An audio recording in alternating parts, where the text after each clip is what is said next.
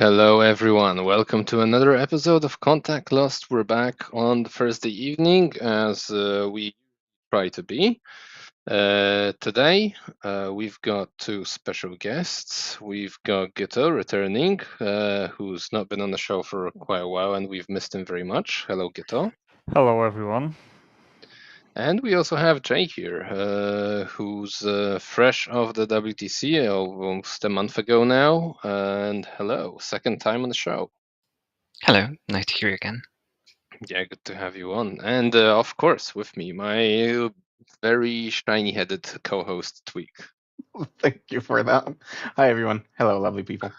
Your fault you're bending your neck down, putting Hellbrutes together, and gracing us with your shiny head. True that. So, had to give it the Take spotlight. advantage. You have to take the Yes. advantage.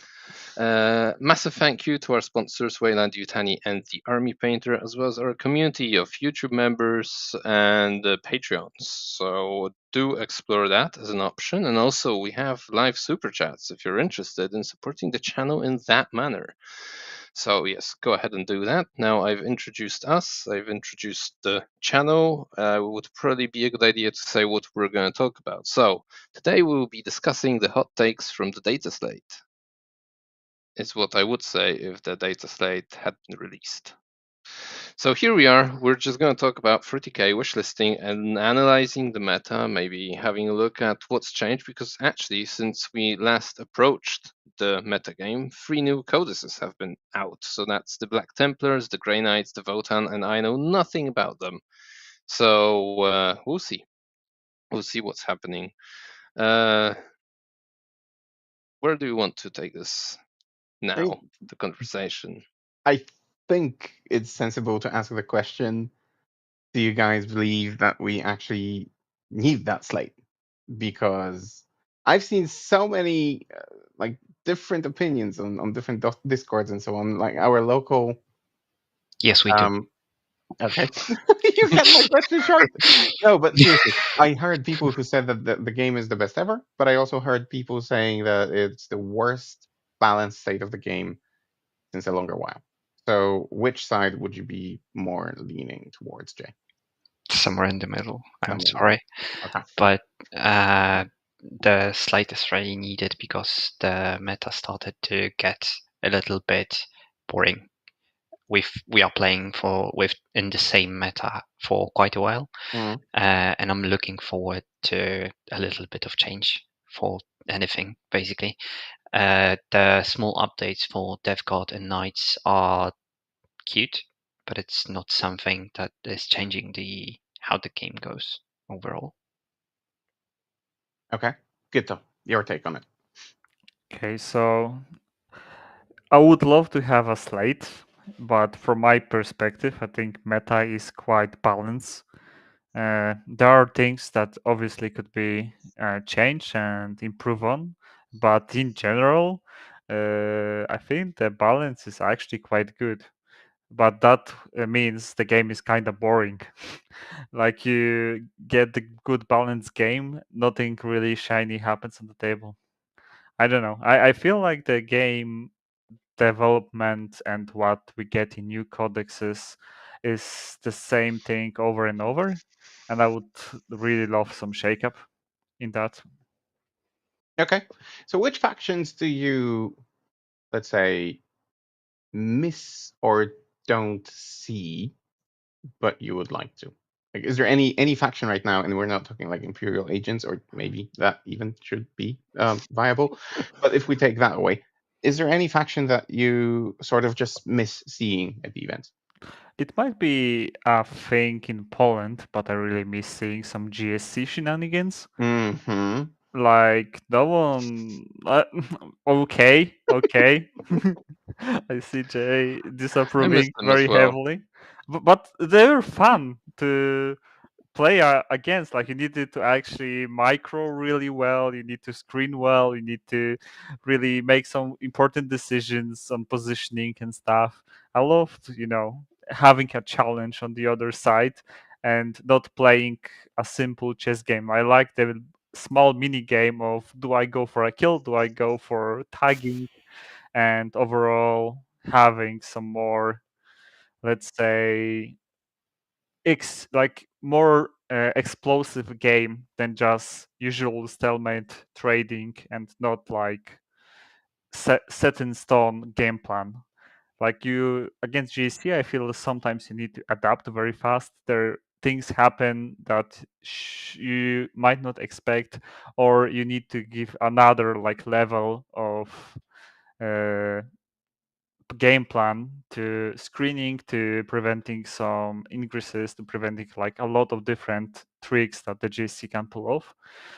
And I think they, on one hand, are probably still good codecs in hands of like 3 people on the planet. Hmm. But in general public, I think they missing a spot. Like I would like to have GSC to have like one detachment that could be played by, let's say, average Joe, and the second one that can be played by like 3 people, and that's okay. Like you have internal balance that you can have some option in there, and still the wider community can play GSC and you can encounter them. And yeah, and I'm not telling all that stuff just because Necrons have really good profiles against GSC. That's completely What a not coincidence. the case. This is exactly what you have in the codex. You have basically Host of Ascension, which you meet on WTC and every Scottish event, and you just lose against it. And you have the Muscle Beach, which you can play, and it's fun, and you win. So Yeah, what is Exactly the so, GST codex. so what is the reason why they sort of fell out of grace? Is it the entry level of that army because models are, well, there's plenty of them and they're expensive and the skill cap is high, or is it just that they are not competitive and they need a boost in the data slate? You are keep in mind, please, that you are talking about the faction that has more than 60% win rate at the moment. But Gyto just said that we No, don't see only them that often. 55. I pulled up the dashboard Okay. specifically to talk about this today. Fair. And GSC, I was surprised that it's sitting at 55, but it's still 1 point less than Imperial agents, which are at 56. So clearly they're broken, but not in the way that we were anticipating. Yeah, Sure. but Gyto said that he misses seeing them. So Sure, they are not popular because yeah, right after AdMech, it's the most expensive army to play. And from also the modeling point of view, if you want to play competitively GSC, you have to spend about an arm and a 3,000 leg. hours, yes, to paint all of these Oh, idiots. that too. Yeah. And all of Yeah. those models are very detailed. It's not like the Necron Warriors, which you can just paint silver and it's done. Thank you. that hurts. That hurts. But you Love know Redneck it's Warriors. true. You I know know it's it's true. true. I know, like let bulge and you spray, wash, Yeah, and dry yeah. brush, and you done like just a little bit green on top. Lead belcher, Nuln oil, and some other shiny silver to dry brush, and you have the armor Exactly. and Exactly. Sounds two like every hours. model I paint, so I don't know what you're talking about. Where the problem is. Okay. So any other factions that you don't see that often, or you would like to see more often that could use a boost Nids. via NIDS? Okay. Definitely Nids. This So is didn't the subterranean thingy help them? yeah, this is the army that got the subterranean assault detachment, Mm-hmm. which helped them from being the very bad army to being the middle army. And it's fine to play them right now, but for example, Sam Pope in the WTC list had a wrote that if the army gets 6-inch deep strike and charge and full reroll once to hit, and it still sucks. It It must mean just something. yeah, and Mm-hmm. it's one of the best, if not the best, Tyranid player. If you, I'm not sure can I count Lennon as the Tyranid player because he plays everything, but one of the best Tyranid players on the planet, and he is not taking them. He's switching to GSC. Okay. So what exactly is it about them that sucks? Is it the profiles into what is meta right now, or profiles in general, or how would you define the problem? They are too expensive for what Mm. they get. Basically, you can look at the Exocrine, which was very scary profile. Mhm. some time ago, and right now you can look at your Death Guard drone, which costs after the Nerf. the nerf, it costs 30 points less, if I remember right. 120 points right now. How much is the next screen? 140 or 145, not sure, but at the Okay, moment. 20, But 25 points. yeah, and it's worse in every point. It doesn't have fly. It's huge. It moves 8, not 12, right? 10. It's much bigger model to hide. It's if you compare those two basically identical models in case of in terms of damage output, it just sucks. And I'm really sorry for them. I would love my bugs to play a little bit more, but yeah. Okay. Gyto, any takes on Tyranids? Do you miss them? I do miss them, and I think that was a great point made by Jay. That if your army gets the best like setup of rules around them, Hello, warrior. they're still not that good. Something is wrong with the profile and costing. Like they are in general quite squishy, and despite that, costs like decent amount to field.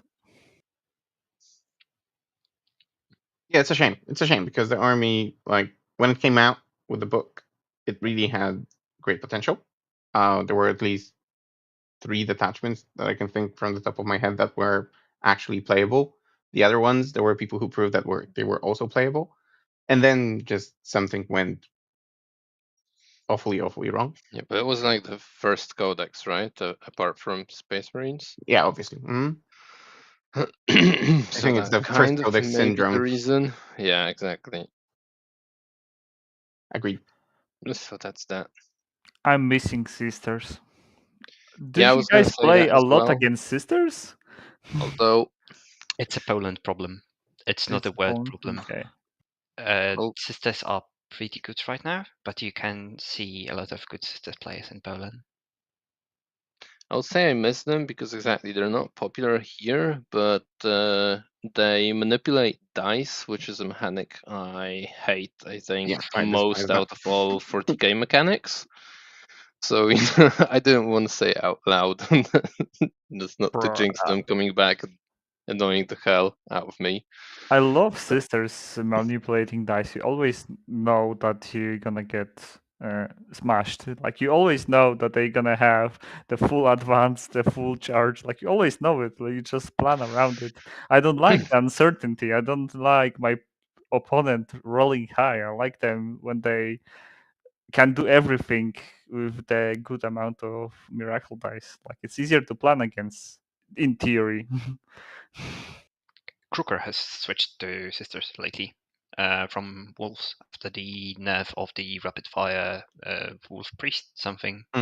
Something. And he Okay. plays the Ashes list that he won against on the WTC because he blocked her list, and that's amazing. There is no better tribute to a player and their army than doing just that. So amazing.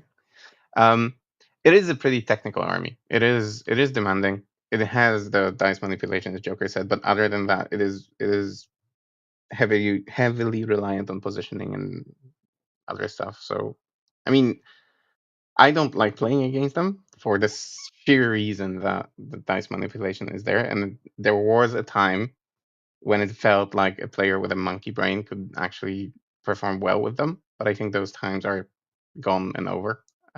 So I actually miss them as well. And I know that there is like a dedicated group of people who enjoy playing them. So I would like for them, for their sake, I would like the army to be good.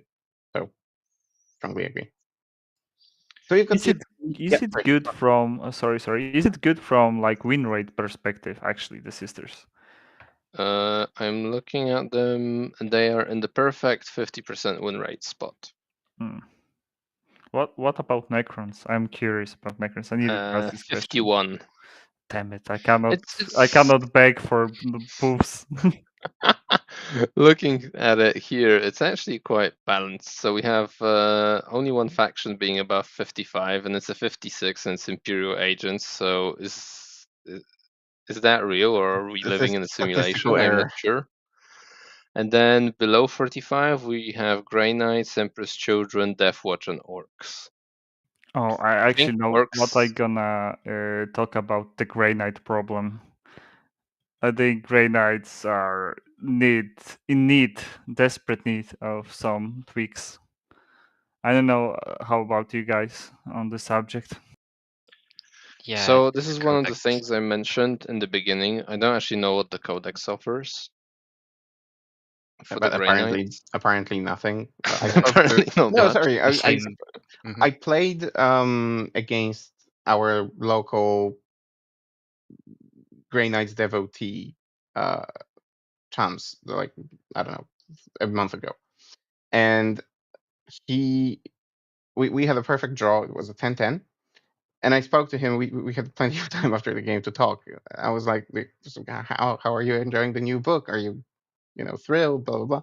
And he's like, nah, I still play the Christmas detachment, whichever that is. Like the book hasn't changed anything for me. It was as if it didn't come out. So I really don't feel the change. And I think this is the most painful thing that can happen to you when you play this game competitively. You wait for that book. You see other people getting their books, and you see how like look at Death Guard, for example, and you just know that the people who got that book, it was like second Christmas for them. And then on the other end of the spectrum, you have Grey Knights, where you actually like got the blank piece of paper. Might as well be just that. So that's painful. I mean, they technically got one detachment, the Banishers, but it's like half of the detachment was there before, like the Mist of Deimos. Not it has a new name, but you have the Runaway Strat.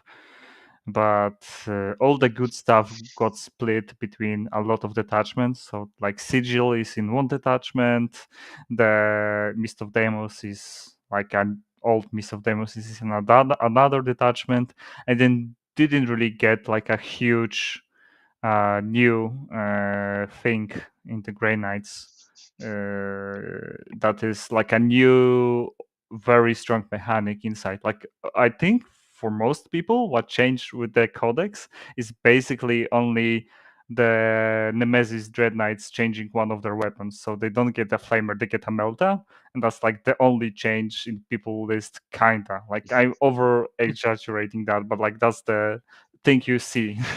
That's the sensation you get out of it. Yeah, like your codex is a new weapon for one of your models. Yeah. Yeah, thanks for that magic reference, Fukushima. I think it perfectly describes what happened to the It's Grey the Knights. nail on the head. Yeah. So speaking of detachments, there are rumors that some armies will get detachments, and I mean, I think it's confirmed, just not which ones, because we've had detachment releases alongside the data slate for the last couple data slates. So, do you guys think any army could actually benefit from a new detachment? Because I've been looking at Space Marine ones, the Salamanders one, the Raven Guard one, the Imperial Fist ones, and they look like rewritten existing detachments, and it feels like maybe the ideas are already out, and there's nothing really new you can give to an army, an attachment. So, what do you guys think? Is there any faction that could actually benefit from a detachment to make it more interesting again? Orcs to just be better, please. Fix this army. I mean, I'm begging you to doubly. it I seems don't that think orcs are. orcs are a detachment problem as much as a overcosted datasheet problem. Maybe Orcs they can. are the new custodians. So orcs are now the army that you can.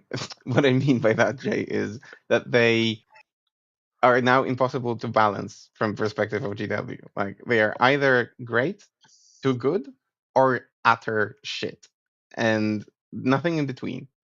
So when the tactical brigade or whichever that was came out, I think that was like the bane of everything, and nobody wanted to play against that. Well, of a lot of things. And But now, Mordaka was even worse. Yeah, oh, Daka. I sorry, or think maybe Daka yeah, is the problem. Yeah, sorry. Okay, Mordaka. Now you hardly even see them unless, again, you have a devotee that just likes to play them. Maybe Yeah, I you mean, can you get don't even see attachment. Mhm. Green Tide, which wouldn't make sense versus Knights versus Imperial Knights, maybe along with GSC and Accursed Blobs, but maybe not. I'm not sure. But it hasn't popped up even in that scenario, so yeah, they are in dire need of some help from G-Dubs, for sure. Definitely. So Orcs, Tower got something new lately, which I think helped them. I'm not sure. Isn't just everyone playing on Montka and using the changes outside of the detachment? Uh, I'm pretty sure that Łukasz Golonka is playing the Monka, and he's doing pretty well with it, and I'm enjoying playing with him. The Nets don't need new rules. The Nets need point buffs. What do you say about Necrons, Gyto? Do Necrons need some new detachment? Something that you haven't got already? No, Necrons don't need a new detachment. Necrons need some datasheet changes. It's the one of the first codex's problem. Like Mhm. the rules in, for example, Star Shatter, the Christmas detachment, are really really good. They maybe got nerfed a little too hard, but it's like okay-ish there. But what Necrons are missing, they are missing it for, as far as I remember, is consistency in their profiles against target. Like you have consistency against like light infantry, but unless the meta is all light infantry, your profiles were really inconsistent, and that means if they are not good in the first place, and they are not that good because they didn't get hit by the power creep. They are not oppressive army in general. Like the state of Necrons, I think it's okay. They don't, like, from the win rates scenario and from my experience, you can play Necrons and it's like a mid-tier army. So technically, you shouldn't change anything in them. But I feel it would be a nice touch if, for example, the new coming kill team give a nice tool to Necron players in some regard. Like, I don't know, make it reroll amount of shots with blast weapons if they like designate a target or something. Like something to give a little bit a new tool for Necron players to play with. I don't know what it could be, but in general, Necrons are okay. Would nice to see some buff. Like, one thing I will actually mention that it pisses me off a little bit is Awakened Dynasty some time ago got nerfed for God know what reason. Like, the Necrons weren't doing anything amazing. The Awakened Dynasty wasn't doing anything amazing, and they get like point nerfs for no reason. So yeah, it would be nice to not have those anymore. It had ways of resurrecting ridiculous amounts of models, so yeah, they can stay where they are in Oblivion forever, hopefully. It's not personal, Gyto. I know. I'm just crying in private. No, I'm missing Necron lists with huge warrior blobs. I love this archetype of list. I'm running one right now. You will run into it very soon. Star Shatter with warriors. Crazy idea. Looking forward to play this game. Sounds like only something you could come up with.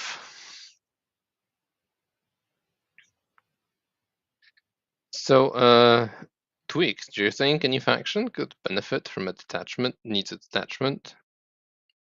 Hmm. Hmm. No, I'm like thinking of a couple. I wanted to ask you guys before, like, the show even, what is happening with Emperor's Children? Because that is a fairly fresh book, but I don't feel like they are superbly competitive.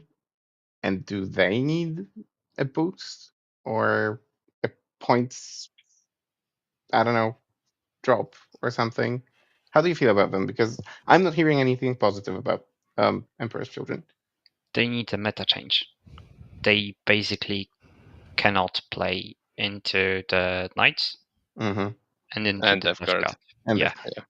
So if the meta rotates, it's very good book. Basically, John Lennon have shown that if you have full army with advanced fallback, everything, you can do amazing stuff. Mm-hmm.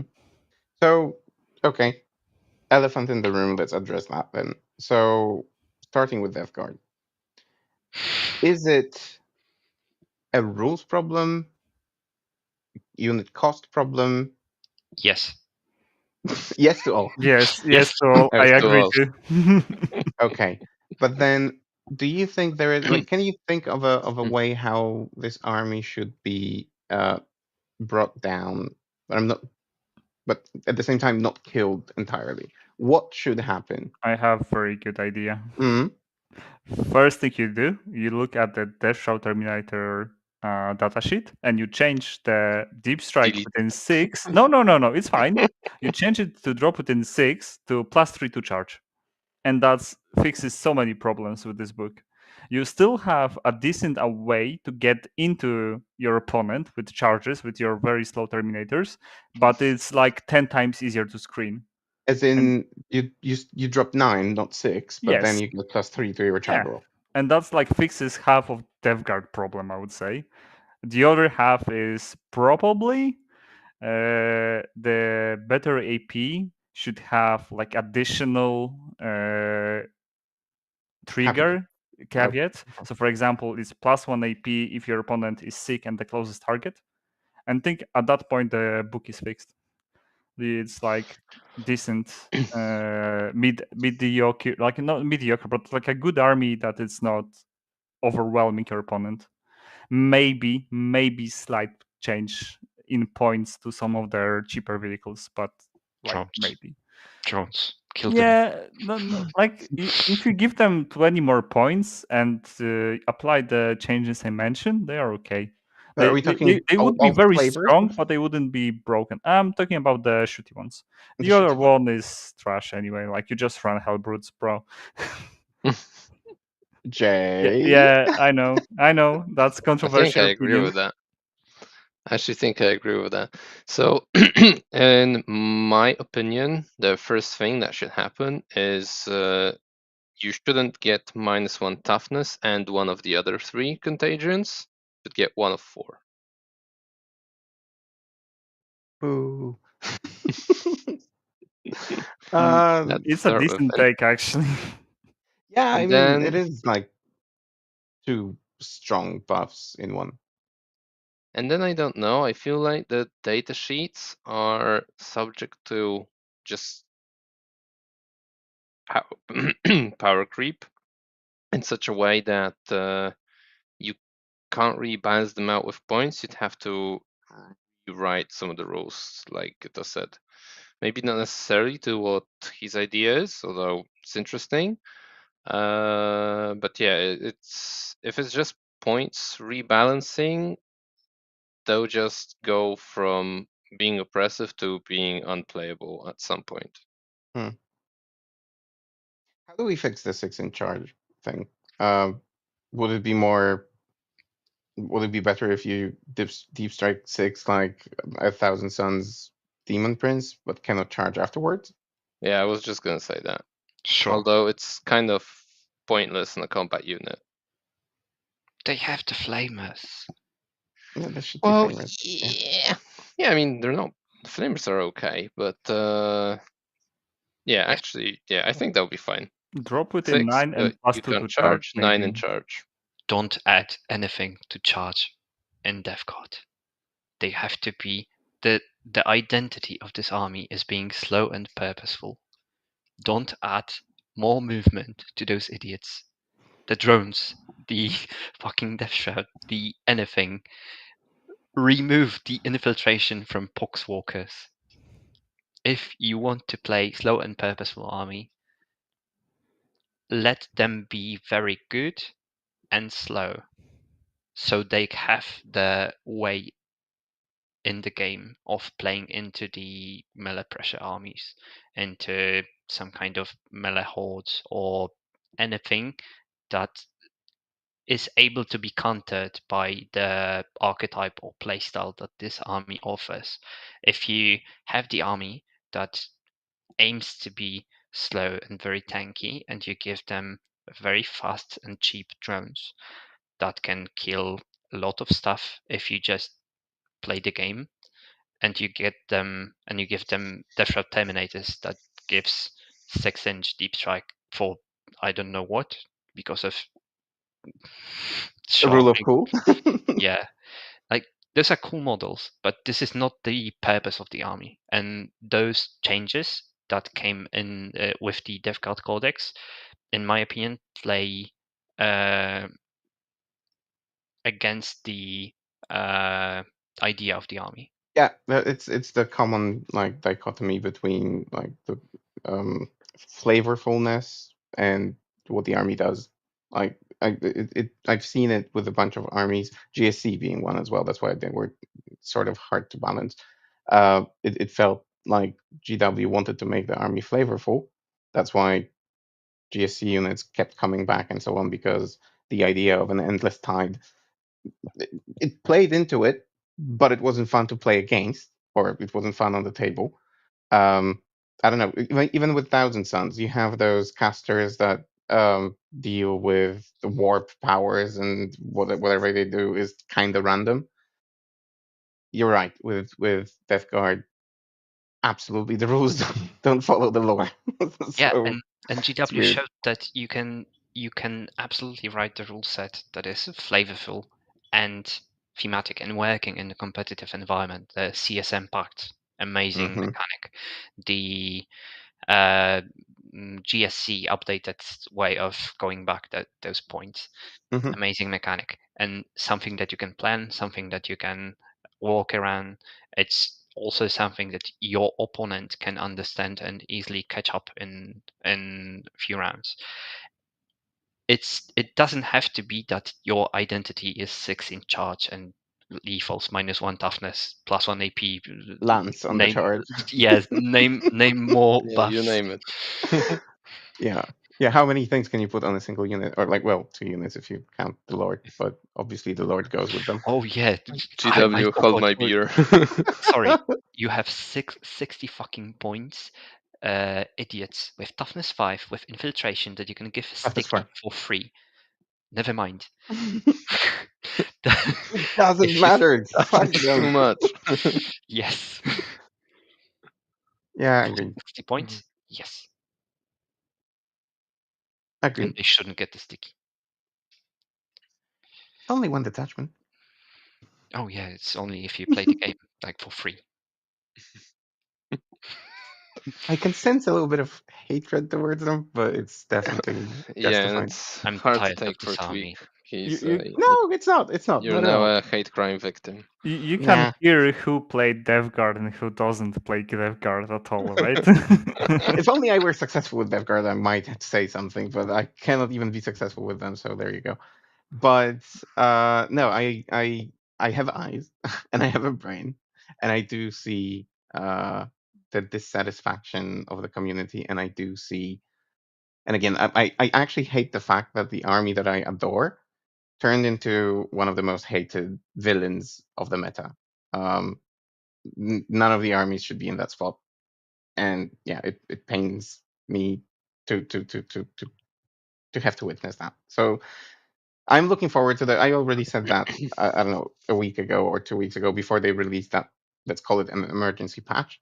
I said I don't care what the nerfs are, just give me the nerfs, because first of all, I want to start enjoying my army again. Second of all, tournaments are coming, so I would like the new rules.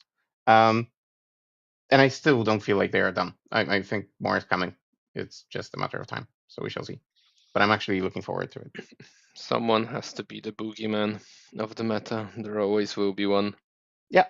So we can jump off this Death Guard, of Death Guard's back for a second, and maybe take a look at Knights, because this is the other boogeyman of the meta. Joker, I'll start with you maybe. Chaos Knights, which you own and play, and Imperial Knights, are both of those armies actually the same level of threat in the meta, or is one of them performing better than the other? I think Chaos Knights are, although looking at the dashboard, Chaos Knights are more oppressive. But that might change with the Imperial Knights Codex. Hmm. So we'll see when that gets released in 2 weeks' time.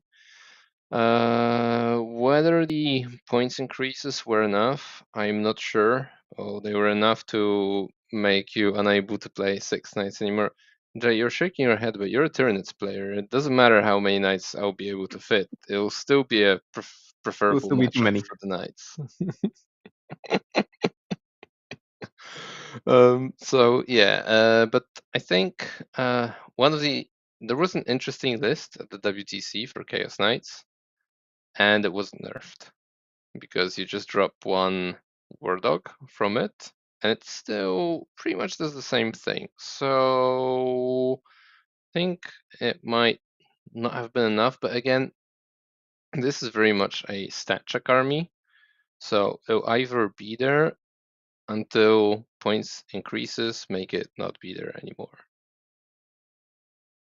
Yeah, I Okay. think the biggest problem with knights is if you, for some reason, don't force them to play mix of small and big knights, and I would say more small knights than the big knights, it's a huge stat check army that shapes the meta in a way that you need to be this tall to even try to play.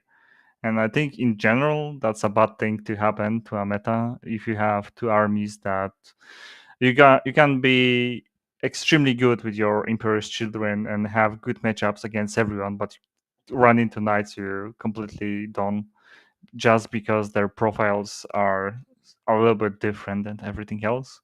And I feel the change of small knights to toughness 9, a little bit more wounds, is actually very good change. But as it makes them less stat checky in a way that you don't have those extremely heavy toughness, high toughness vehicles that are a billion wounds that you need to deal with. You have like a little bit less toughness, a little bit more wounds, and like in general, some armies, because of the toughness change, can start to deal with them.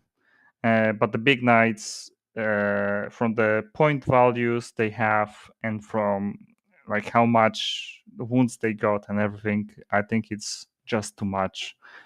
And when you have the list with like 3 4 big knights running around as like a default list, it just means that every army in the game needs to have answer to this. Otherwise, it's like just not viable. Let's say, even if the knights themselves are not that good, they kill other armies just by existing. And right now, they are actually still good, right? So it's even worse. Would you say, and this always interested me, would you say that the army became too strong when they changed the way the army interacts with terrain? That they just step into a building but don't have to be fully within, and then they get to shoot and so on. No. It's just The a points moment, thing. yes, the moment that the army became too strong is the changing of toughness and amount of wounds, which GW took as the nerf, which Mm-hmm. from the math standpoint, looking at the board, it was basically same thing, and they got like huge buffs from points, like 50 points, 60 points for a big knight. More Yeah, sure. So 100. yeah, you can fit basically after this change, you could fit 6 knights in Chaos Knight list, which was too much and is By the too way, much. Yeah, do you can now fit knights 5, which is probably still a little bit too much. If it would be down to like Yeah, 4, that basically would really be basically after thin. the latest changes, the quick update, you will have the Chaos Knight list with 5 big knights and 1 small. You exchange 1 big knight to 1 small knight, and that's it. And you know what? It's still oppressive. Yeah. And Like looking back for other editions, the knights themselves at some moments in the past and in the history, like a singular knight model was maybe more powerful, but I don't think there was a way to get more than 5. And if you get 5 in the list, there were like 4 of them were just melee knights without shooting and anything, and that's why you fit 5 in the list.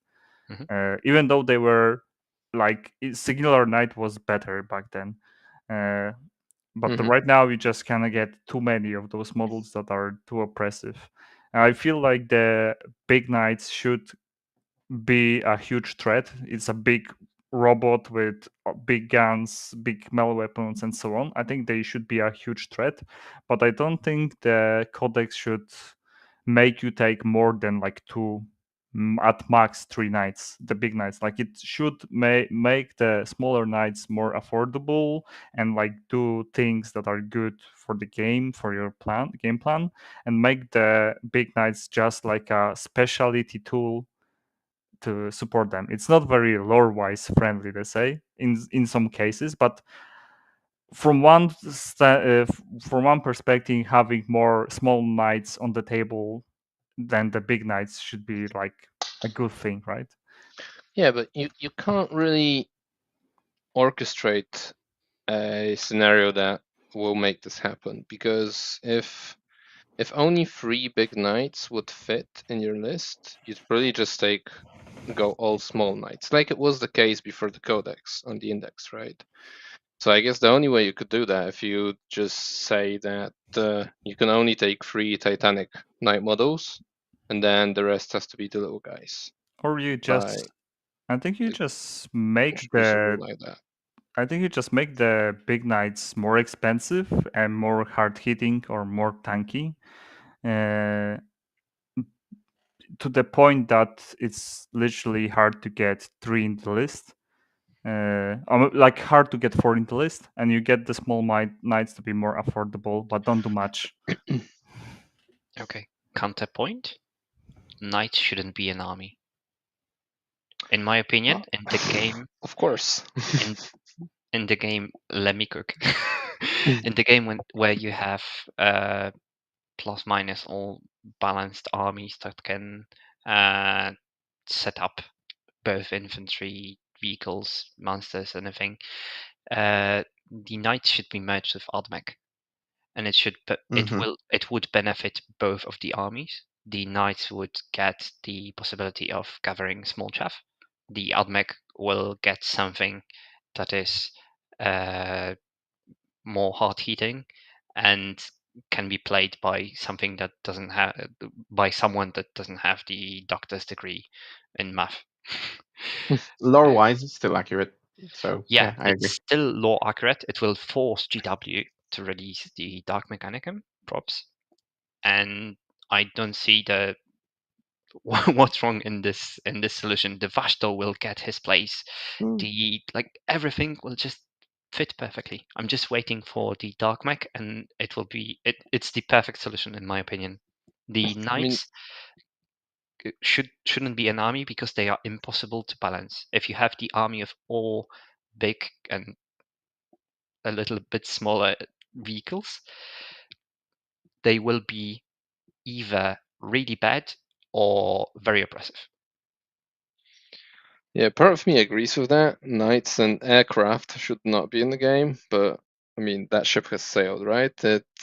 Maybe it would make sense from a balance perspective or whatever. It doesn't make any sense from a sales perspective, which I think trashes all perspectives at the end of the day. So it will stay as an army, and yeah, that's just. You can merge them with Ardmech. It will still be an army of like small. Yeah, but you're not gonna then take 6 different data sheets of big guys and then 4 different data sheets of small guys. How are you going to field all these glorious knights in your Ardmech army? You don't. You don't. You put them into legend. That's the problem.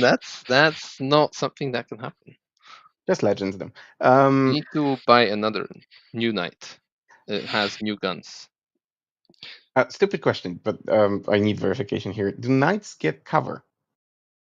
Of course. Sure. Why not? Everyone gets cover. Do away with that. That's bullshit. That's like, where in any book does a knight get cover? I mean, like lore wise, it's a huge fucking machine that is there to be shot at.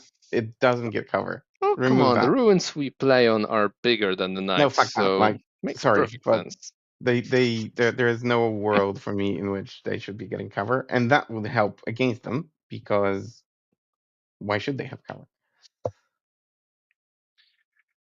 Oh. We have an edition where everyone gets cover, so that would be a hate crime as well if they didn't have cover. Yeah, like, it's 40k. Hate crime is all over the place. So why not? But I think we've mainly talked about Chaos Knights, although the majority of the things that we said are universal. But you said, Joker, at the beginning that Chaos Knights are a little bit more oppressive than Imperial Knights. So what is more oppressive about Chaos Knights that the Imperial Knights are missing? Double Gatling cannon. Pew pew pew pew pew. Okay. Hard to argue. Sustain. That's it. Ignore And the cover. fact that you can put lethals or sustained on it is if you Plus have 3 chess 108 equipment. shots coming at you, well, that helps. The math on that just can really help I you in would games. say actually rules help the Chaos Knights, as in the normal Knights literally don't have rules. Like they have like I don't know, half a book, half a detachment. Like most of their stratagems are like you're never gonna use them. The other half is like situational, and then you have rotate iron shields that you just spam and like that's done. You got like the because of they don't have a codex, there is such a small rules variety, and the actual detachment the Imperial Knights don't have like widely useful things in it. It just makes them worse, right? That's the simple answer. Like they just need more rules, more variety, and then you can pick the detachment that actually fits what you're trying to do, instead of having like a general one that it's not really general one because it's empty. I'm pretty sure half of the rules of Imperial Knight is having Canifrax for 380 in each list that you are looking Yeah. at. Yeah, Oh, I'm come on! not Like actually the whole Imperium sure about. benefits from it. I'm not sure I agree with you, Gyto, here. You get fight on death with ridiculous guys. You have Canis Canifrax. who reduces your CP cost for all of those, and then you also get like extra CP if you kill a warlord or something. And then you've got Pain. improving all of your stats by one, and adding one to the hit roll. Doesn't sound that bad. You've Yeah, but got those stratagems require like ridiculous things to happen. Like you can get the better stats, but you need to decide that in command phase, and you need to be wounded already, and you can do it once per game. Then you have fight on death that you can maybe gonna use one or two times. Like they don't have good general use like rules. They have rotate iron shields, sometimes fight on death, and the rest of them are like you're probably not gonna never use them. That there is like a thunder stomp or something that I don't even know how it works.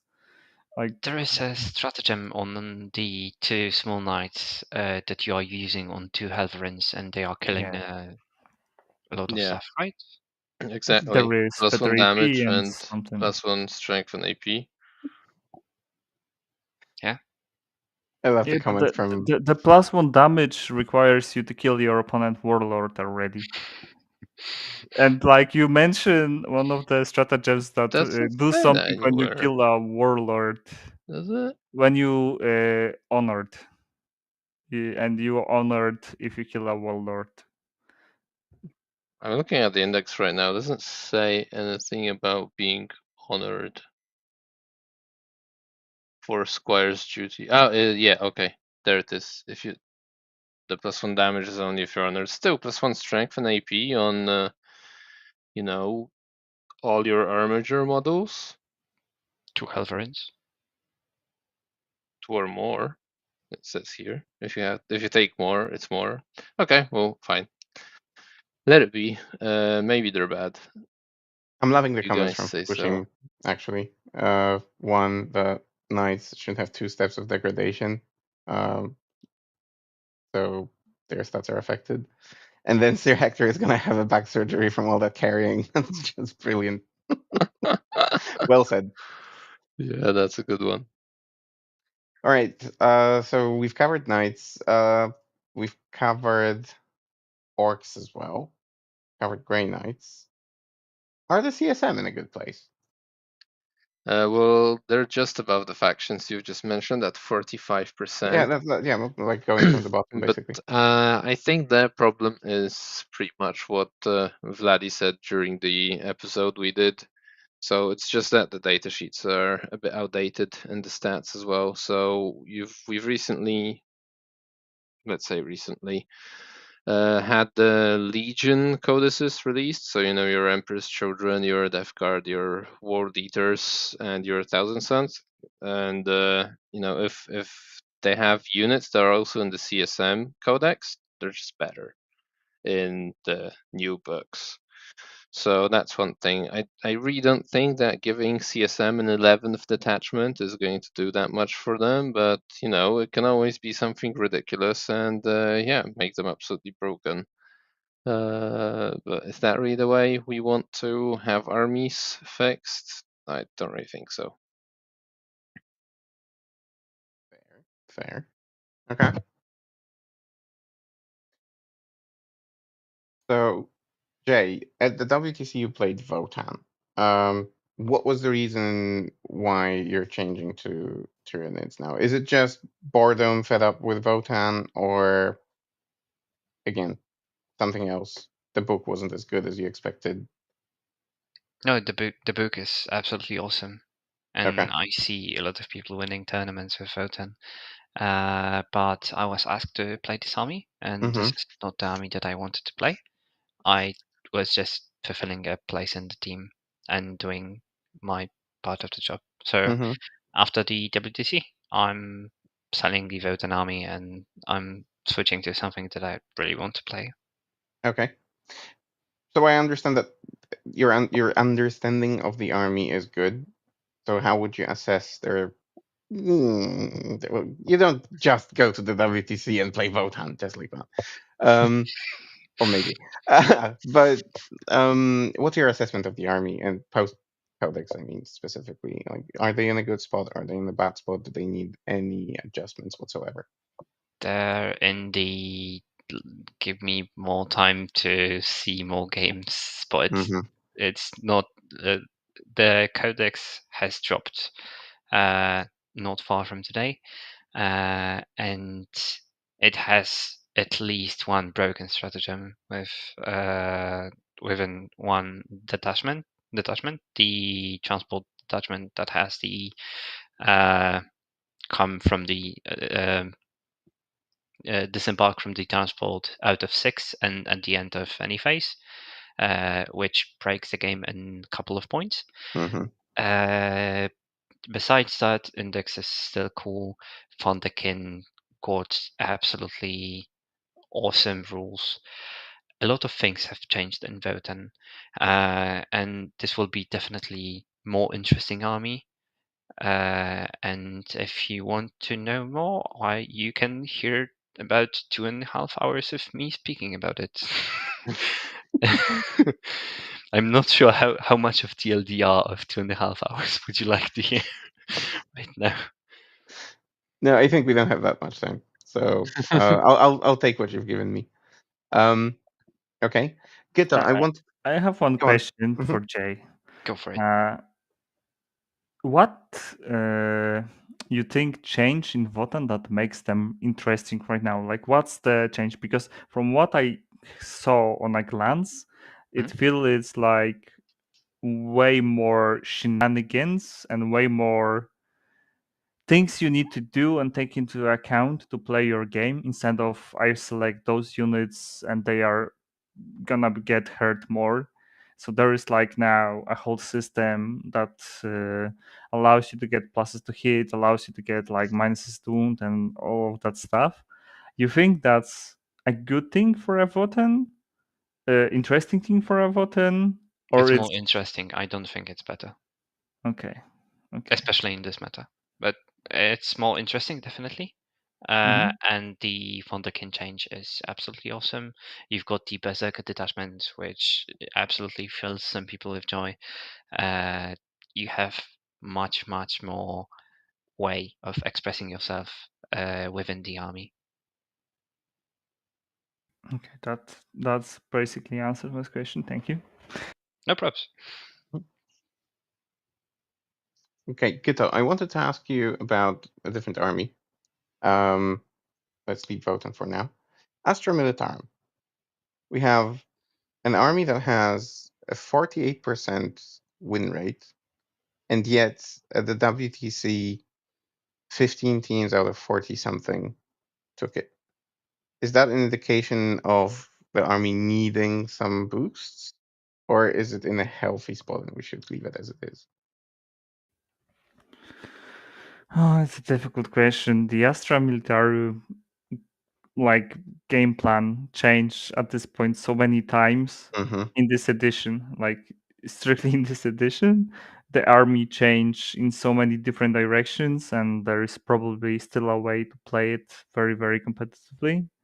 I think in general they suffer a little bit from being an older codex, but at the same time, some of the new detachments, or even some of the, let's say, codex detachments, can play very well still. I think I wouldn't buff it or nerf it. I would just side grade it to have more play with some units that are not that useful right now. So I would like to see maybe some more of mechanized infantry. I would like small combat too, because there was a point when the mechanized infantry were too good, or scions were too good. There was a point where Bugurins were too good. So there are like different moments in this edition where different things were really good, but it was some of the units are really good, and then some other units are like underperforming massively. So in general, I would say I wouldn't change the power level of guard by much, like maybe slight buff, just looking at the win rate.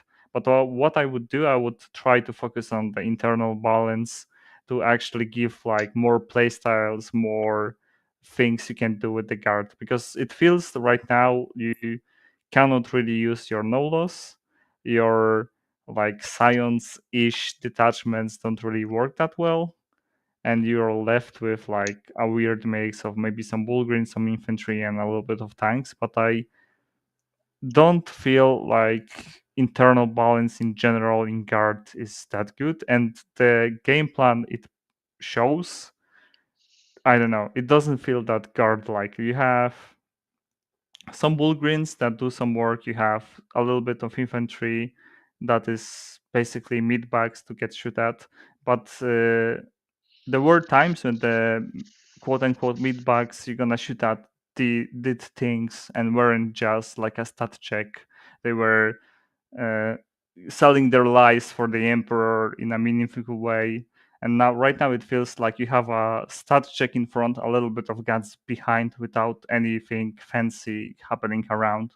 And like before, there were moments when you have heavy Scion play. Obviously, the bridgehead at its peak were way too good. But what I'm trying to get to is like there were points when different units in guard were really good and get nerfed to the ground, and they stay there. And I would like to see some of those units, get a little bit buffed, and what is playing right now in the guard a little bit nerfed to get the internal balance better. I would really love to see Guardbook split it into two, let's say, because the codex is such the range is such huge that you basically every time will have a struggle within the inner balance of the datasheet. Same thing as Space Marines. If you have 2,000 datasheets, some of them will just be unplayable, Yeah. and you can rotate and spend more money to drain your bank account and still have unplayable models every time. I would really love the guard book to be splitted. I'm not sure how. Maybe by KD Crake, maybe by something else. I'm not sure. I don't know how to do it properly. But the case of big range models and the case of armies with huge uh, huge follower base that are not strictly competitive, that are bringing two Beyblades to the tournaments, sinks down the win rate of the army, just as the Space Marines with Yeah, the Guard and that's the true. Orcs. I think those are the three armies that basically gets touched with the not competitive follower base, but still huge army.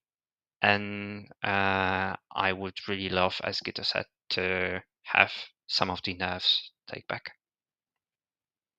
But I would have one question to follow up on that. You think in general army is a good spot in the like you take the competitive list and you play it. Do you think that list is a mediocre list, good list, bad list? How do you feel about the let's say meta quote unquote guard list? How does it fit into the general uh, ladder of how good the army is? I don't have the knowledge to answer this question competitively. I would say that you can build a pretty good defender guard list, first defender with the table choice that will just bring yellows every time, or uh, yellow or more. I'm I would not take the guard on the single environment, just like a lot of armies. But yeah, if we're just talking about the teams, I think the guard can fit as the first defender. But same, I don't have the knowledge about the army. Okay.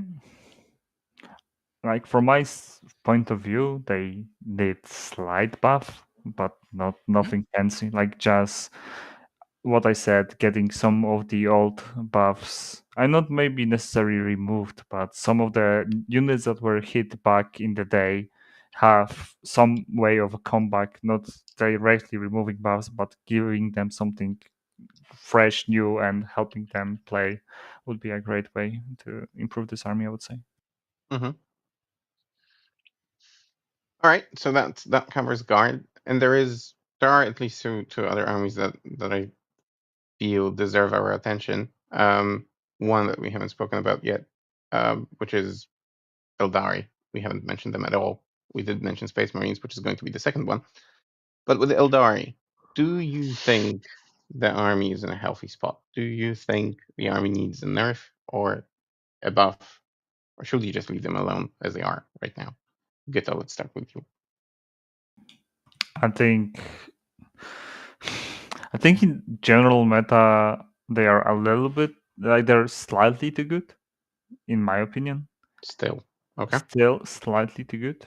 But I would focus more again about the internal balance of different detachments, because right now the oppressive part is just a huge rule stack that allows them to get like insane damage or be kinda untouchable to shoot back, let's say.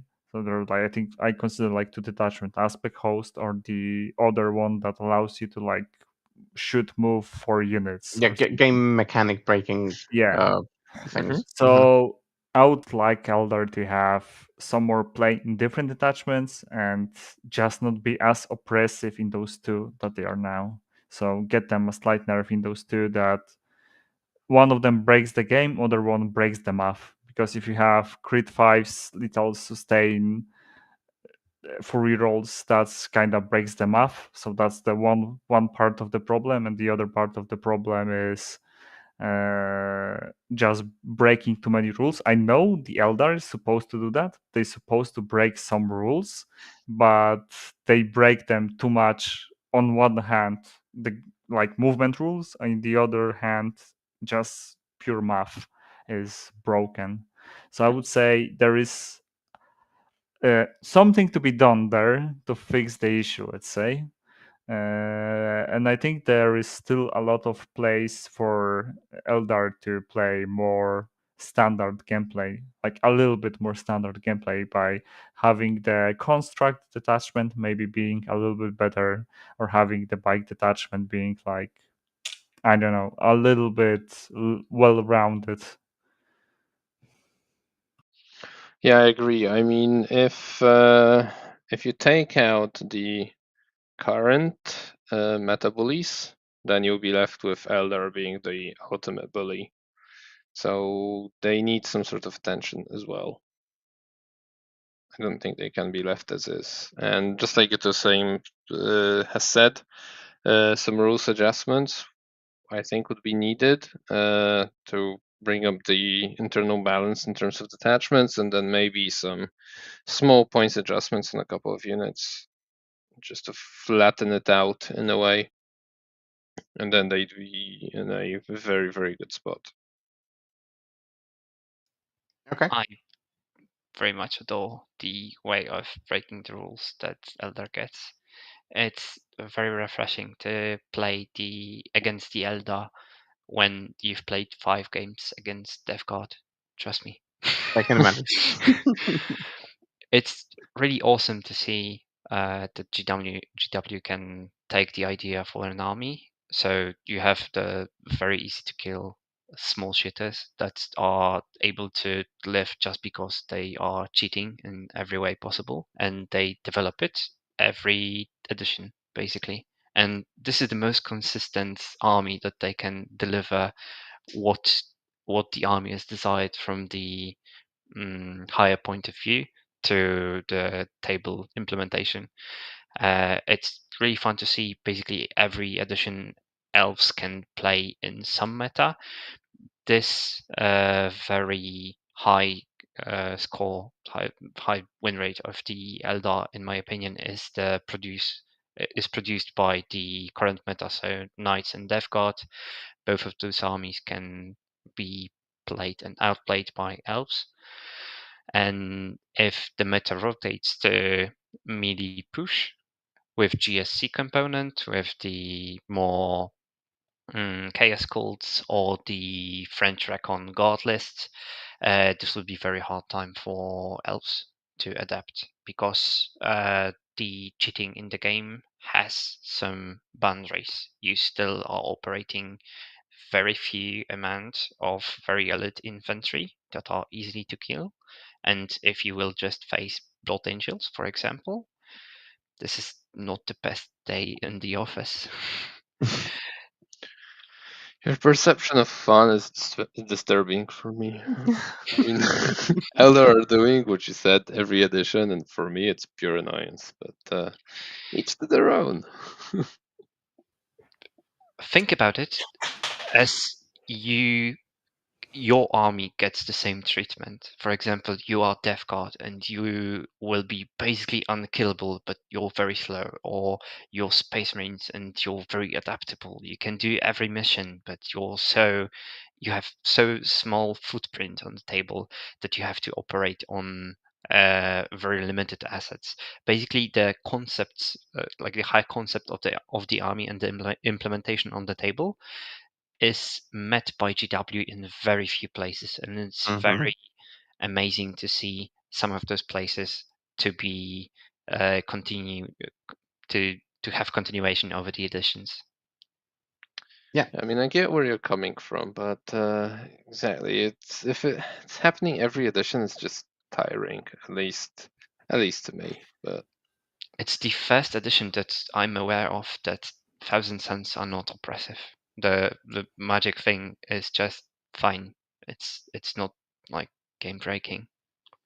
it was okay, and that's another point that we would not agree on. Okay. Go deeper. Go deeper.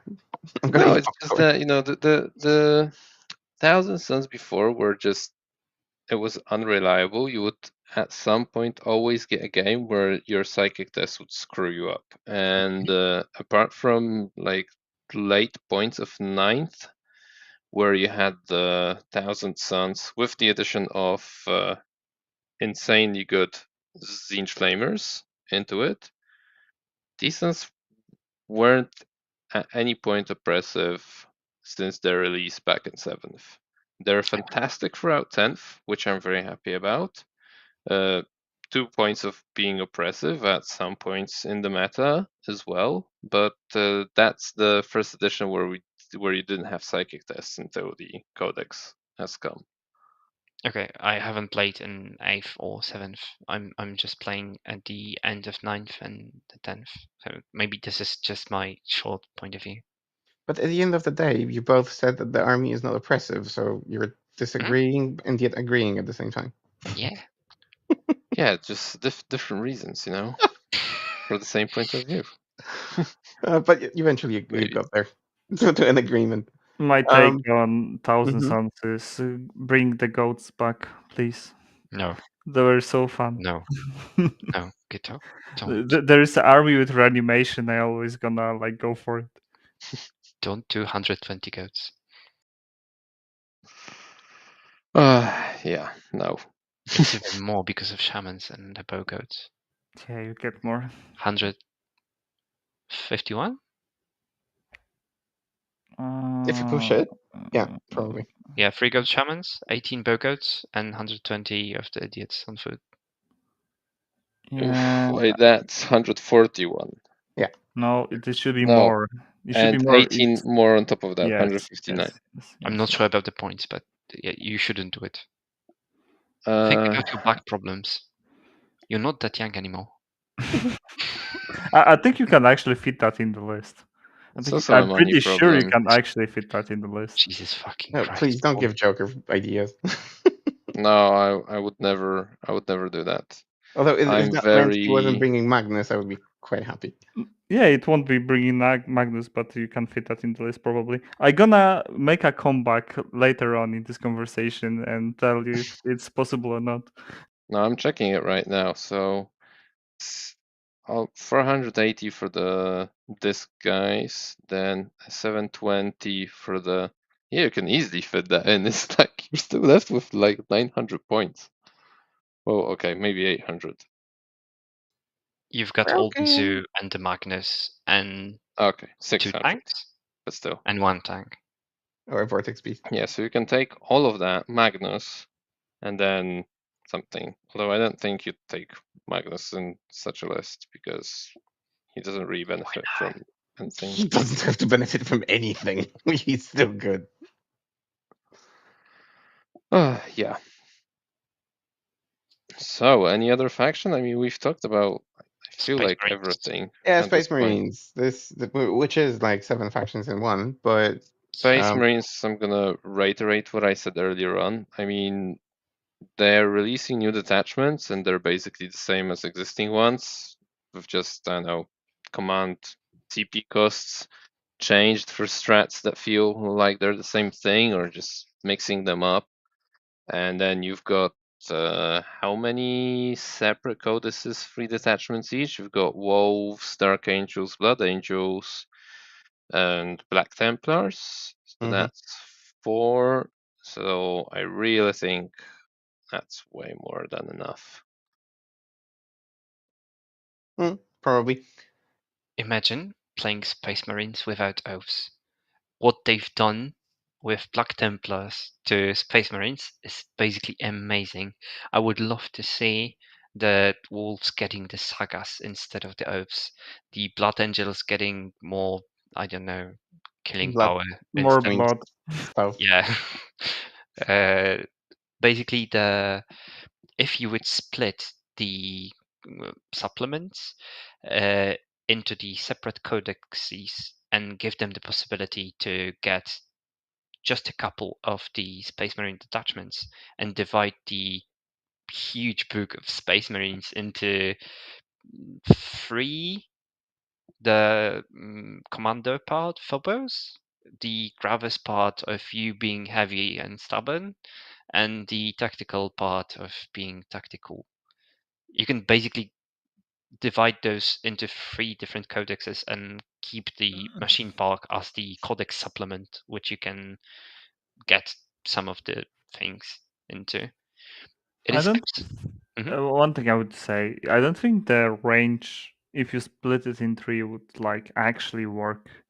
I don't think every like Phobos may be okay, but the Gravis part, for example, don't have enough variety to work as an independent codex. I would just say you have like the general codex and then actually make the not codex compliant as separate codexes, right? So because like general space marines should be general space marines, but you can have in the same way you have CSM and you have the Word Eaters, Thousand Sons, and so on. I think you can do the same treatment just to the Space Marine Codex, and it should be fine. So you have completely different codex with like different base rule, but quite similar data sheets. And but like I don't know, for example, Blood Angels don't need an intercessor; they can have their own kind of unit, right? What is the point of playing not flavored Space Marine Codex then? You're tactical. You're tactical flavored. Oh, Get your point. Yeah, if the not flavored Space Marines would get, for example, instead of oaths, the Gladius doctrines, I would see it as interesting dichotomy, because having Vulcan, or you name it, the hero of salamanders, whatever, or the Raven Guard, the dude, the crow dude that got released lately. It's fun, it's cute, but it's not Blood Angels Liberator. Like the level of competitiveness of the two solutions is very different, and it's fine if you have few less competitive ways of playing your army. It's less fun if your army is less competitive by design. Mm-hmm. Well put. Agreed. Yeah. I have one more question though. Dropping like the topic of armies altogether, I was thinking of more like a general approach. Can you guys think of any rules that you feel should be either toned down or removed from the game completely? Like the things that immediately come to my head: the 6-inch deep strike and charge. I don't know, Jay. You've mentioned that Death Guard shouldn't have sticky. Is that a sentiment that you share across multiple armies, or specifically Death Guard, or maybe no loss shooting? Any of Infiltration those and things? sticky. Infiltration Infiltration and and sticky. sticky is the problem. Okay. So specifically Death Guard. But is there anything in the game right now that you just think is Stop it right there, Emperor's Children. I'm sorry. Yeah, Oh they yeah, also can infiltrate and sticky. true, true. So anything like that, that the balanced data slate should just say, from now on this rule goes away, or from now on this rule does, well, not what it used to do. That would heal the game. I couldn't think about the rule instance that would benefit the game from being changed completely. Mm-hmm. The game is basically, like we've said before, in pretty balanced state. I would like to see small point changes to Knights and Death Guards. Mm-hmm. Of course, Orcs, Tau, and few other struggling armies. But I don't see the huge changes to be valid right now. Also, we're coming into the 11th edition in less than a year, so it's not very likely that we'll get the huge changes. Mm-hmm. So I have a slightly controversial take, and it's probably okay. So I think in general, game right now is quite well balanced, and it's looking at this edition, it's probably one of like there were rough spots, but in general, it's the most balanced edition in history. Like there may be been spots in like end of 8th edition or some other spot where the meta was like more healthy, let's say. But one of the reasons what we have this balance is there is way less flavor in the armies, and that's something that Jay mentioned multiple times. A lot of armies lost their identity. There are armies that still do something very specific, very different, but in general, even if you do something very specific, very different, most of your rules are shared by a billion codexes, and I don't really like that much. I think from like competitive game and the general approach to the game, to keep everything in place and don't have weird stuff happening, and it's like it's easy, make the balance, getting the balance easier if you use the same tools, but I think the game is missing some of the good old days, quote unquote, when you have a huge difference in how different armies play. And I think like that's something that I would like to see again. So you have your very slow dev guard that is almost impossible to kill, but With they 5 feel no don't pain. touch. You have your sisters that are doing amazing stuff with the miracle dice, because the miracle dice right now are cool and games, fun and games, and overall like cool, but they don't feel the same level when the sister were first released with the miracle dice. Like they were back then a very very unique thing that make a huge impact on the game, and they play like very glass cannon around those miracles. Also, like I don't know, guard don't feel very unique in what they do. There is Mhm. Votan that I don't think feel very unique in what they do. There's like a lot of armies that don't feel extremely unique in what they are trying to represent on the table, just because like there are like almost no rules that only like one model or one army gets. Like in previous times, there was some rule that allow you to block your opponent's stratagem 100% of the time, and it was from the balance standpoint a nightmare to balance, Mm. but it was very unique rule that gives It is flavor. that dichotomy again of either, and I think this is what GW went for with the 10th edition in general. You, and the old but still funny slogan, simplified not simple, as in we're simplifying, dumbing down the rules, making them universal. I think is the best word to use, so applicable to every army, keywords that are recognizable within every army, and every army pretty much having them in one way, shape, or form, versus what you just said. So what we had in previous edition, trying to make the armies flavorful to the point where certain armies are overpowered and other armies are underpowered, and it's, I don't know which one I prefer. To be perfectly honest, it's a real conundrum because flavor is important. That's what keeps us loving this hobby. But then, if you want to play this competitively, everything should be as close to a chessboard as possible. Terrain that is symmetrical, rules that are universal, etc., etc. And I think this also, lowers the entry threshold for new players, and that's why in this edition we have probably the biggest community playing the game competitively in history of the game. It's just that because of the universal rules, it became approachable. If you have 16 or however many armies there are with absolutely great but unique rules, and you need to learn all of them to be able to play competitively, just some people just, fuck that shit. I'm not entering this one because I don't have the life to do it. This is a place for combat patrol boarding action, the small shit that I don't even recall the name of right now.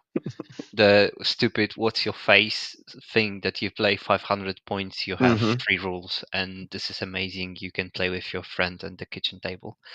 This like idea of the small entry game was absolutely killed by GW. I think it works in iOS. Like a lot of people talks very good things about the still what's your face small iOS format. Spearhead, I think it is. Exactly. Thank you. Yes.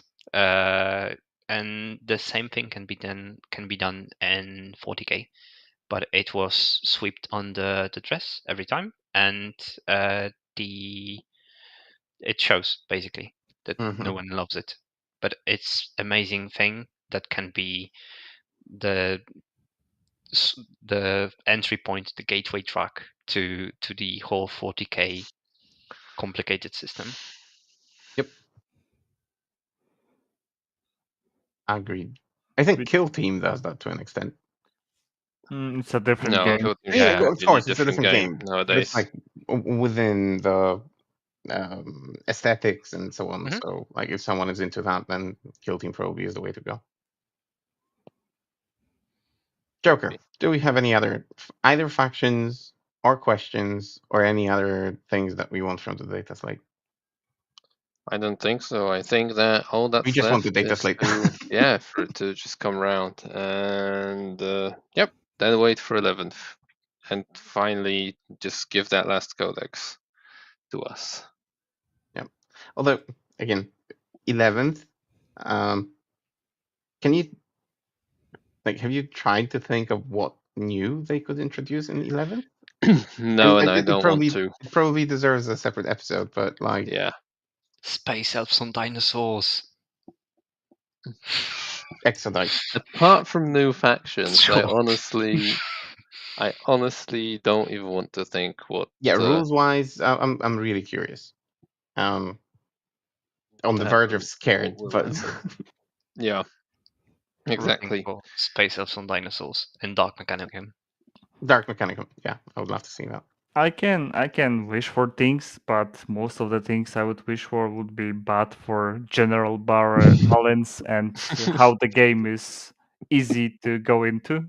Mm-hmm. Like I just want more complexity, but and like more different flavors. But that in general, as was mentioned before on this podcast, it's hard to do and probably not helping the new players join the hobby and Mm-hmm. join the competitive play. So yeah, like what happened in the past in this edition, I think, is the game got a little bit more boring in a way, but it's also way more accessible. So in general, probably especially for GW, it's a good direction where to take the game. But just for a player that's a lot like put a lot of time into it and already, let's say, have the basics covered, there is less and less space to express your skill, your list building, and in general, like different skill sets. Like I love Necrons that you still have those mini game of reanimation and the additional movement that it gives you and everything around that. But there are many armies that just feel the same to play, and I don't like that about this direction. Like, make some bold choices. Maybe you're gonna get shout on for a little bit because the game balance is broken for a month or two. But in general, I would love to see some more unique things between the factions in the future. In the 11th edition. And in general, I agree with Jay that we can have kind of two games of you have the smaller scale with less rules that is much more approachable, and you have the bigger playbook playground to for bigger points or whatever. Like it can be even it doesn't make sense to reverse it, but I would like to have a way of playing 40k that is more complex than the game is right now, let's say. Yeah, well, they did introduce this. Like, if you go into any app that allows you to build armies, etc., etc., you get to choose the battle size. You get the whatever it's called, incursion, I think, the 1,000 points games, and then you have the strike force with 2,000 and so on. So maybe they should change it in that incursion is just like a sophisticated chess game where you have units varying by aesthetics, but the rules are like comparable across factions, and then strike force with that rule sophistication and so on and so on. So it's not that universal. Just an idea, GW. No need to thank me. There is one more thing that just popped into my head before we finish. Because I'm a strong proponent of GW reviewing things that are not used and removing them or improving them. I say I'm a proponent, it doesn't mean that GW does it. But I would like to see GW doing this. So like GW, I don't know how to measure it, but like measuring whether maybe there are detachments that are played, but certain stratagems are not used at all. And then those stratagems should be reviewed and replaced by something else. Or there should be game mechanics that are not used. And one of the things that I don't see in competitive play, but maybe it's just the tournaments that I go to, we don't use the twists at all. Challenger missions. Don't go that way. Yeah, no. I'm not Yeah. saying bring them in. I'm saying if they exist but are not being used, throw that out through the window. Either bring something in, bring in something else that is better, or just forget about the whole idea. And how do you assess challenger cards? Is that something that actually has improved the game, broken the game? Counter argument for twists. They are in the game, but not in the competitive part of Well, it. You might just not see it. what we're focusing here on the competitive aspect, so that's why I said it. But Twig just want to kill the casual player base. Absolutely. That's Yeah, what we just heard. It doesn't Absolutely. exist if I don't see it. Yeah, exactly. Exactly. No, okay. So challenger cards. Was that a positive change, negative change, and do you think that it's anything in the slate should be done to address challenger cards? I hate it. And I hope that's like the vibe that I get from pretty much everyone. They should be given, like, even just remove them straight up, or if you want to keep them for whatever reason, it's basically there for To replace Gambit. win, draw, lose, kinda. I think they are there for win, draw, lose, but because in the differential system you don't really need them. Every point counts anyway, so like if you're losing, play better or get a better army. Be a better general. Be able to, yeah. You know, what I'm trying to say is, I don't see a reason for them to be in a game right now unless you're playing win, draw, lose, and like that's our skew view in Poland that we only play differential pretty much. Mhm. And if you want to keep them, I would just make them popping into game on much higher point difference, not only 6 points. It's way too less. Like 10, like 11 is a good starting point, but I would even push them higher, like 15 plus or something. At that point, they are kind of pointless to have them in the game anyway, but I just don't really like them. It That's feels like maybe me. GW is pushing this feel good mechanic, right? So I mean, they Yeah. had Gambits, which was random as hell, and now you get this, which again, I haven't spoken personally, but I speak to a lot of people. I haven't spoken personally to anyone who would praise challenger cards. Like even the players who are losing games, they don't enjoy challenger cards. maybe, What is just there like more to add? twists, So they should be out of Mhm. the competitive environment. Yeah. You just add a small little entry of not for competitive play, and Mm-hmm. it's fixed. So it seems, yeah, that would be ideal. Yeah, I've always liked when G-dubs introduced the catch-up mechanics.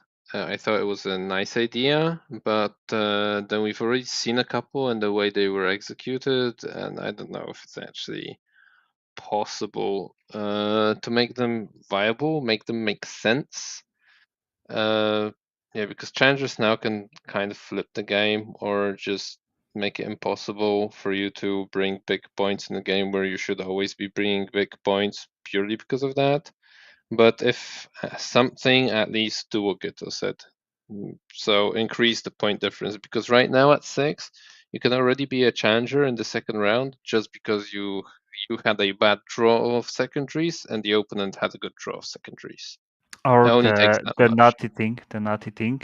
You going second and you let your opponent get 6 points ahead by not doing anything, and you get like Yeah. a busted card for that. I think what Fukushim is saying in the chat is actually a good idea to Mhm. have the challengers be kind of fixed, and your opponent knows what's gonna happen when you start beating them, what things your opponent can get. Because right now, the way that challengers works are you either get 3 points for losing, or you get game breaking mechanic into your army. Yeah. Right. If you get the wrong challenger in the wrong moment, you can't get screwed by those. I had a game when my Silent King gets shoot move and kill like a free unit for that, so I get like some advantage. And the another card I got was advance and charge and shoot and charge, and for 2 CP he just jumps 14 inches through all the buildings, kill something, shooting and charge my opponent home objective. And that doesn't feel right for losing, right? You get like a huge boost. Like there are games that I like tag my opponent, and the only thing they could do is fall back, and that was the whole game plan, to force them to fall back and do nothing, and then they get a challenger cat to fall back and do stuff. I don't think they should be such a huge unknown and such a random thing to happen in your game that can break everything. So they can still be a strong mechanic, but make them come into play later, and make them more predictable in some way. And the ideas the Fukushimis posted are actually really good ideas, and I agree with them. Just make them less random and come into play later, and or just throw them away, as that's also a good thing, to throw them away from the competitive play too.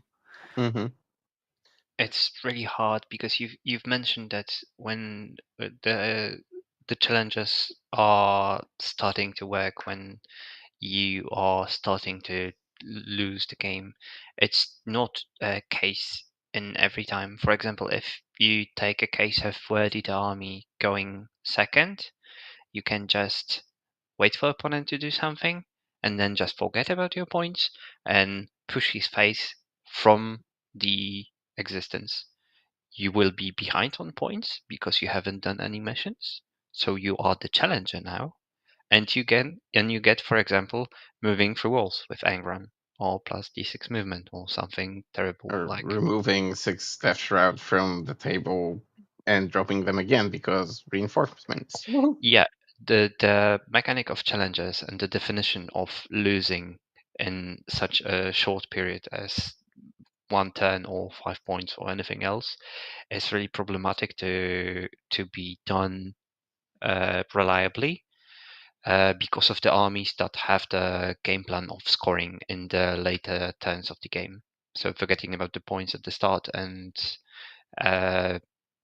scoring at the end of Yes, the game. setting up for later stages. Yeah, and it basically just removes the idea of Alpha Strike. This is what the challengers have done. The Alpha Strike armies have just lost the value for example, the Votan had this problem where before the challenges it was really awesome army, but after the challenges the only plan of you scouting and then aggro phase pushing your enemy to score the points before you've run out of the resources have just been deleted by entering of the challenger mechanic and opponent just scoring while not doing anything.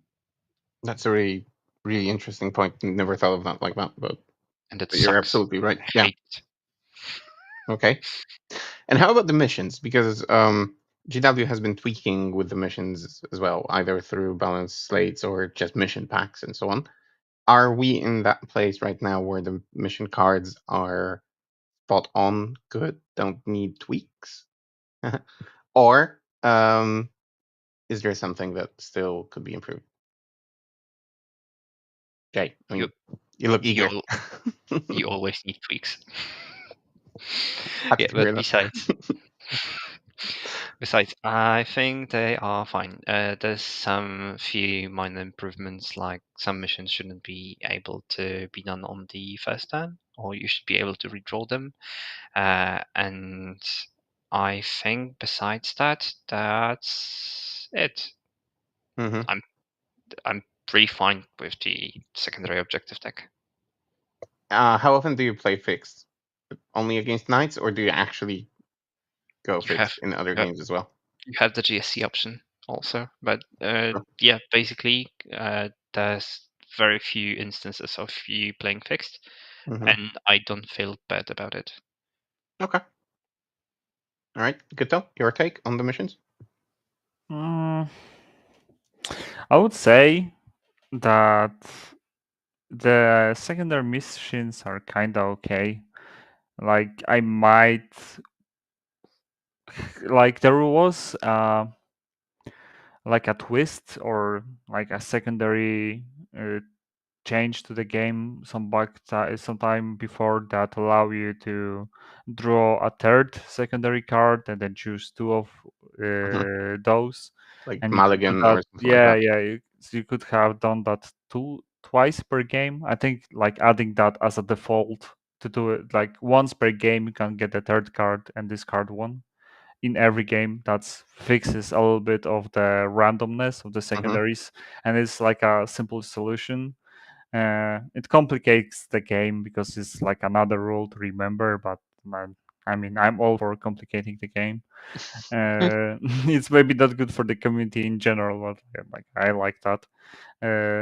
And the other thing I would say, going second at this point is the new going first of past editions. Like you get too much benefits for going second right now. Mm-hmm. Tables and general the armies and how they work don't really allow for such a oppressive turn one anymore. So there is very little armies that can do significant damage in your deployments on turn one unless you on purpose did something wrong, or you Yeah, proper gambled. alpha strike. There aren't Yeah, really any. like there are some, but they are not as oppressive. Mm-hmm. And at the same time, going second gives you can play like you don't need to risk your resources. You're not the first one that you know in chess you like trade, and the one that takes the opponent figure first kind of trading up, quote unquote, let's say.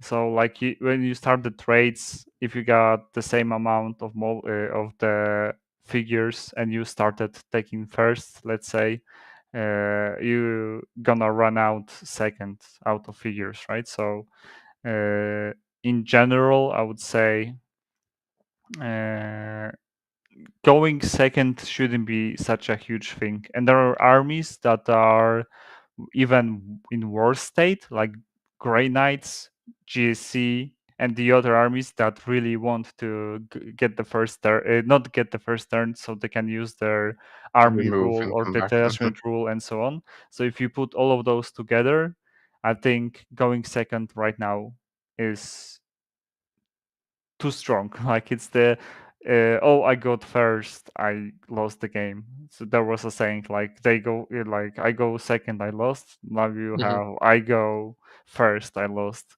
I Mhm. feel that some missions should like the primary shouldn't like be as either primary or secondary shouldn't be giving you such a huge advantage for going second in the current meta game and state of the game. A Polish community classic. Nie zacząłem ziomeczku. Exactly. So, Although this time it would be zacząłem ziomeczku. Reversed, yeah, Yeah. reversed.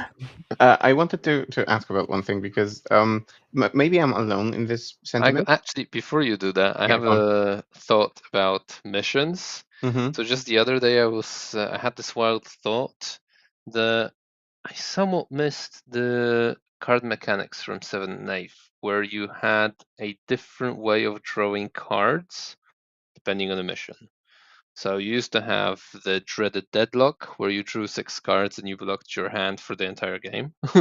But it was something different. Now you're just always drawing 2 cards a turn, right? Mm. So I think they could mix that up. That we have scenarios where you draw only 1 card turn 1, but 2 on turn 2 and 3 on turn 3 or Ooh. stuff like that. I Yeah, think maybe. that would make it a little bit different, make it not feel as stale as Refreshing. Yeah. it might be right now. So that's what I thought. Yeah, spot on. So Just a quick thing, go on. if I can. Mhm. Just going back to the to the missions, I think the secondaries main problem is just being boring right now because of we are playing the same thing over and Yeah. over again. But the problem of going first, second is not about the secondaries. You can do secondaries basically just you've done on going first. The main problem is primary and how the primary is counted at the end of 5th turn. Mm-hmm. And this is the main problem. That's not very hard to fix. Like you can limit the The amount of primary. points. Mm-hmm. Mhm. Yeah. Yep. Yeah, I absolutely agree with this. But I also wanted to ask because the previous mission set that we had, and this is really my last question. The previous mission set that we had felt like it was encouraging specific list building, maybe because like you had missions like containment, for example, where it was about spreading on the table, and you needed to have units that could effectively do that, jump out of your deployment, do that containment mission, or maybe we still have sabotage and so on, but missions that end on your opponent's turn or something, so you needed to bring something that is survivable up on an objective or in a ruin or somewhere. It feels like that got lost a little bit with the new mission set, but maybe I'm mistaken. But I'm okay. I'm seeing that Jay is nodding, so thank God I said something half smart. Yeah, you You're don't very need smart. you don't need to bring many scoring pieces, let's say, in the current rule set, the secondaries and primary. I think that got lost. I don't think it's like that bad to happen in general because you're playing with more of the things that quote unquote matter. But I for sure would say the primary situation at the end of the game should be fixed in some way. Mhm. Okay. Yeah, basically the change of the secondaries also have impacted not only the list building but looking into tables also. Before in some missions you had the safe corners. Okay, I cannot recall the table at the moment, but you have the table where you had the ruin touching the edge of the board that you can leave one unit lower than the lower than the ruin wall behind, and you will get basically every time the save points from the recover or containment. And right now, looking at the board state and points per what you will do in the matchup, it's just not effective anymore, and people have stopped looking at the safe corners. Basically, the safe corner also it was Crucible of Battle. Yes. Because you can do the containment in basically the same spots with 2 different board edges. Mm-hmm. Because they were overlapping. Exactly. And looking at the boards from this perspective also has changed because of the missions. Yep. Okay, I'm out of questions now. For real. Joker, if you are as well, lead us out. Let's wrap up. I think we've blabbered on for long enough. So thank you everyone who decided to tune in. If you like what we do, please like, subscribe, blah blah blah. Help us reach 2,000 subscribers. That would be absolutely awesome. And consider becoming a YouTube member and/or a Patreon. Both forms are absolutely equally fine. So thank you to our wonderful guests, Jay and Gyto. Pleasure to have you guys on. Pleasure Thank to you be to here. Tweak and his unlimited bag of questions that has Hello. graced us once again. And that is it for tonight.